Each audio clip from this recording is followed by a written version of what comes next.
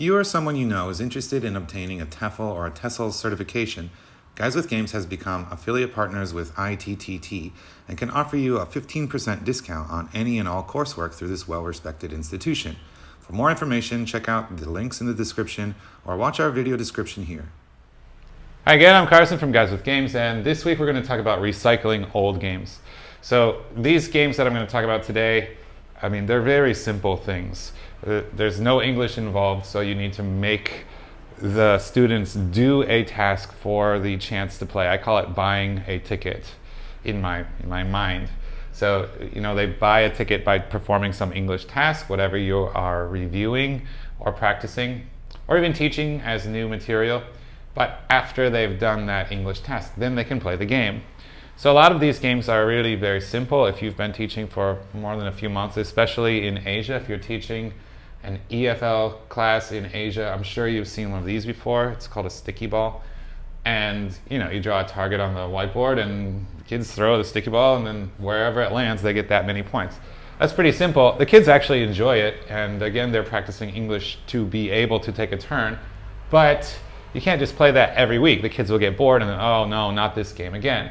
Well, what if you just change a simple element of the game to make it a little bit more interesting and appear as if it's a brand new game that you've come up with? So here are some ideas of how you can differentiate essentially the same game. You're recycling the idea of taking a sticky ball and throwing it and getting some points. So first idea is you can change the target for a bucket. I have a little bucket here. And instead of a sticky ball, you could use a soft ball or the dice, a soft dice. Or you could use a sticky ball or a ping pong ball. I have lots of little, props that you draw a line on the floor. If the kids do it, they get to throw the ball. If it goes into the bucket, they get a point. But something that my kids really enjoy is when I put lines on the floor. I usually use tape, but the whiteboard markers on my floors anyway, you can erase them. I just don't like doing it. So I'll put tape on the floor, six lines of tape, and then the kids, when it's their turn, they roll a dice, and it's a 3. Okay, so you have to stand behind 3 to either throw the ball into the bucket or throw the ball at the whiteboard.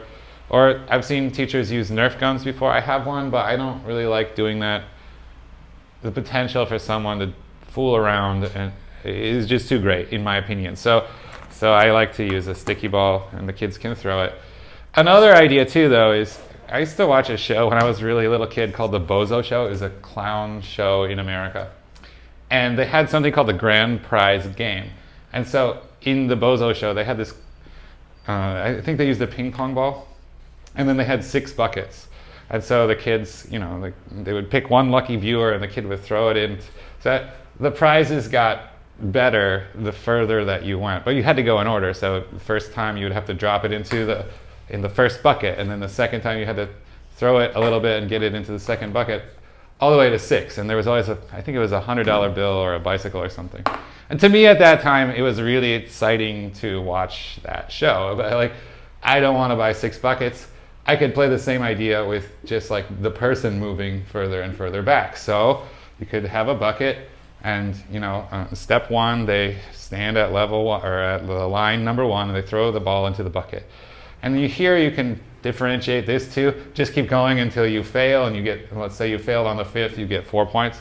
Or you could say that if you fail, you get 0 points. So the student then has to determine if they want to keep going or stop. Again, all of these things are really just designed for little children who enjoy doing some physical activity in the class.